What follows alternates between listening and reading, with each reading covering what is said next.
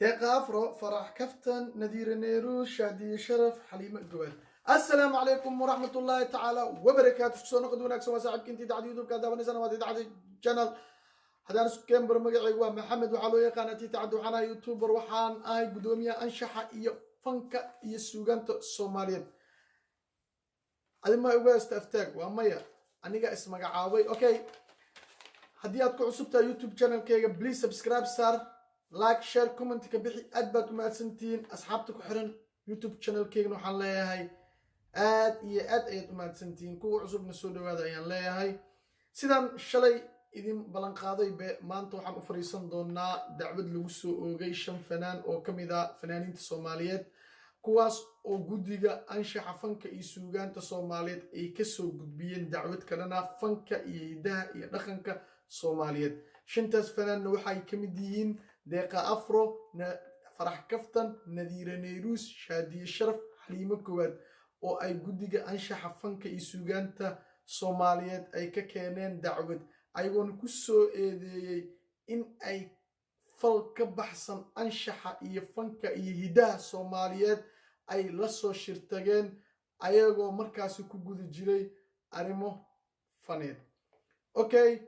وحي guddiga anshaxa iyo hidaha Soomaaliyeed ay iga codsadeen anigoo ah gudoomiyaha anshaxa iyo hidaha iyo suugaanta Soomaaliyeed in aan shantan fanaan ku ciqaabta ay ka mudan yihiin fanka iyo suugaanta dambiga ay ka galeen waxayna soo bandhigayaan caddeemo ku filan in ay ku muteysanayaan shantan fanaan in la ciqaabo oo ciqaab ku habboon la mariyo haddii aan ku hormaro fanaaniinta dacwadda lagu soo oogay soona qiimeeno ileen anagu si cadaaladda waafaqsan ayaa rabnaa in aan go'aankan u meel marino maxaa yeelay anigu wax laaluush ah ma ogolaanayo marka sidaa darteed si cadaaladda waafaqsan ayaan usoo bandhigaynaa shantan fanaan iyo qodobada guddiga anshaxa iyo fanka suugaanta Soomaaliyeed ay ku haystaan kadibna waxaan ka gaari doonaa go'aan ku habboon shantan fanaan aan ku horeeyo fanaanada Deqa Afro iyo qodobada lagu soo eedeeyay ila soo arka si idinkoona aad u qirataan in xukunka Deqa Afro aan hadhoodii ama go'aanka Deqa Afro hadhoodii lagu xukumi doono uu yahay mid cadaalad waafaqsan Deqa Afro ila soo daawada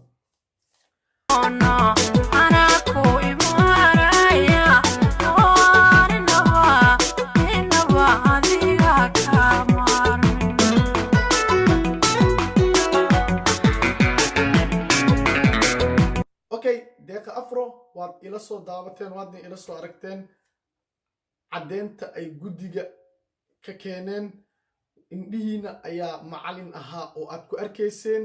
caddeynta ku filneed ee guddiga ay ka soo gudbiyeen okay aan ku xijiyo ilaan dambiyada sida ay u kala sareeyaan in aan usoo kala horumarina ayaan jeclahay Nadiir Neyruus iyo wixii ay guddiga anshaxa iyo fanka Soomaaliyeed ay ku soo eedeeyeen ayagoo weliba guddiga anshaxa iga codsaday in Nadiir Neyruus iyo Deqa Afro ay aad fanka iyo hidaha Soomaaliyeed uga xadgudbeen cawaaqibka ay muteystaanna aan ku xukumo Nadiir Neyruus ila soo arka iyo waxa guddiga anshaxa iyo fanka suugaanta Soomaaliyeed ay ku haystaan Nadiir Neyruus ila soo arka ila soo daawada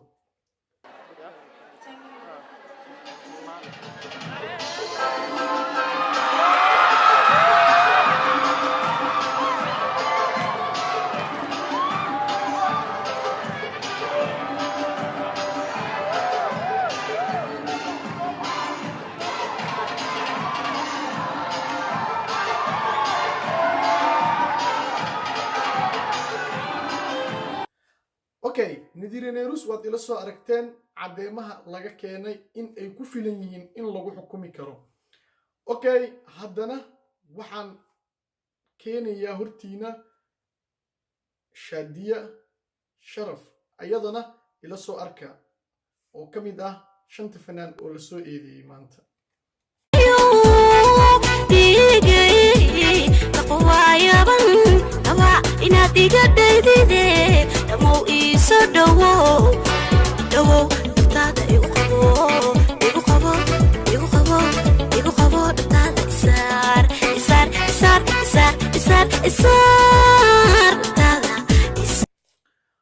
Nadiiro,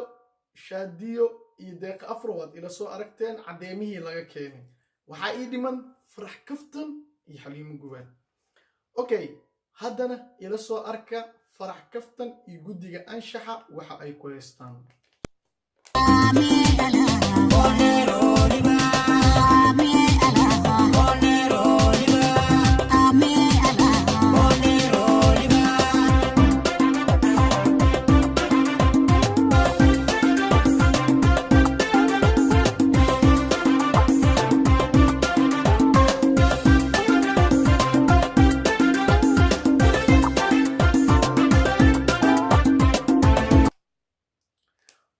Farax Kaftan waad ila soo aragteen cadeemihii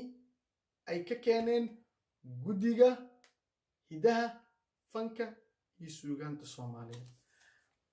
waxaan ku khatimayaa fanaanada ugu dambeysa ee lagu soo eedeeyay in ay fal ka baxsan hidaha iyo suugaanta Soomaaliyeed la soo shirtagtay waa Xaliimo Gubaan. ila soo arka ilaa fool ku taal.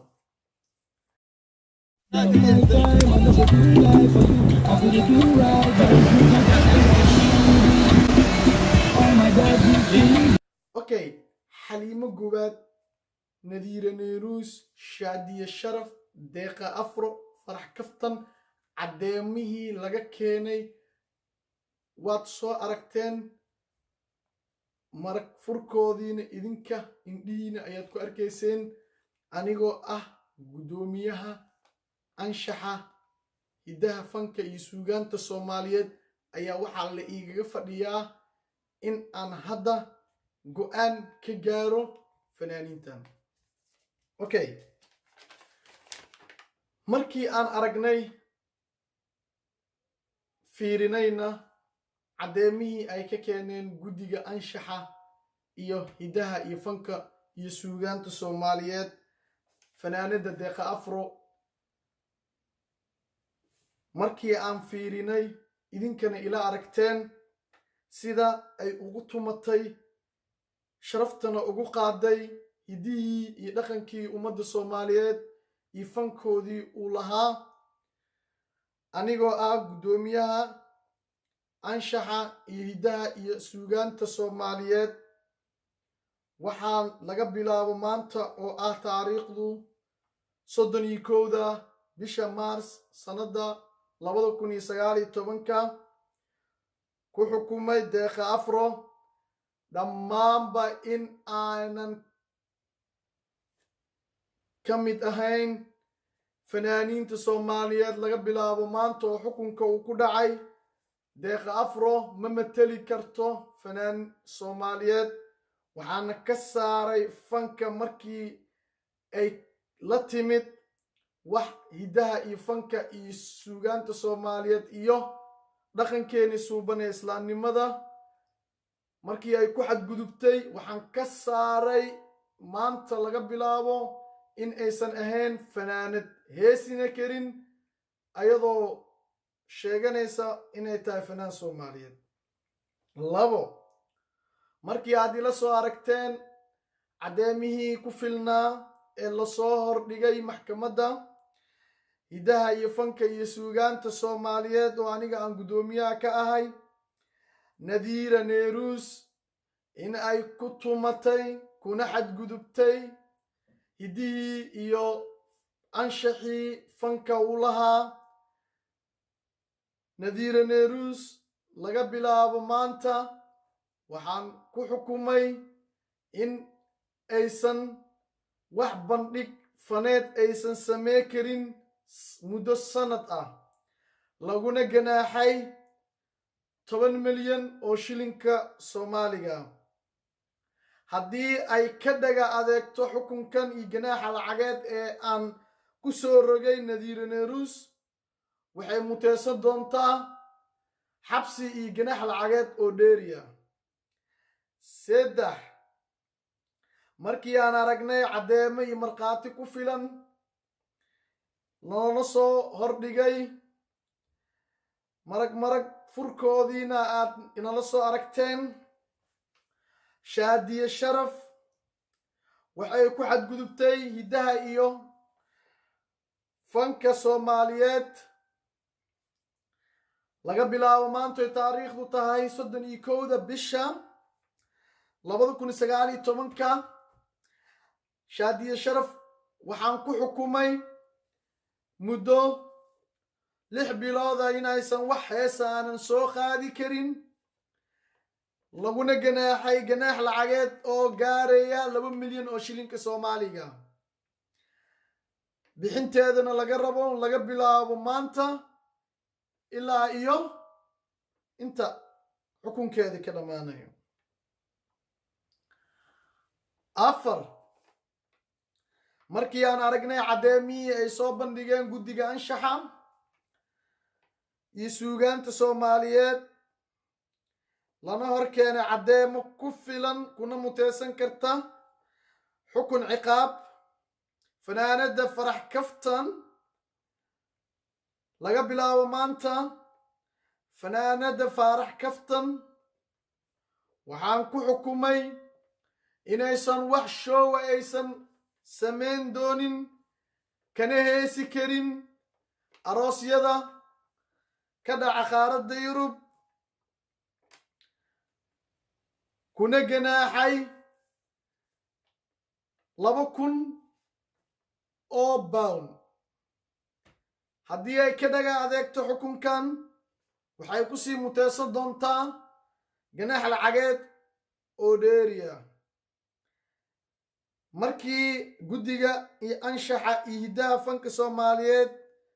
ay ka keeneen caddeemo ku filan fanaanada Xaliimo Gobaad laga bilaabo maanta ay taariikhdu tahay 31 bisha Maars, Xaliimo Gobaad waxaa laga joojiyey dhammaan in ay hees cusub soo qaado muddo 3 bilood bixisana 2 milyan oo koronka lacagta koronka loo yaqaano inay bixiso. haddii ay ka dhaga adeegto xukunkan waxay ku sii muteysan doontaa ganaax lacageed oo dheeriya. cid alla ciddii aan ku qanacsaneen xukunkanna waxaa u furan racfaan. وبالله التوفيق. أصحاب تقييمها يقدرنتي إيجا مدن فيديو جان داون دونتا هدي أتكيشد بليز سبسكرايب لايك سار شير كومنت كبحي دمان وحل عجب ماهن ايوا بلاش فيديو جان عاو انتاس ايو إيجا اجياتن ايو فيديو دمي داود وكل مدونا ما انت بريتا وحان إذن لا يا هاي وقتك يوايا هنو وعناضو وبالله التوفيق انتاس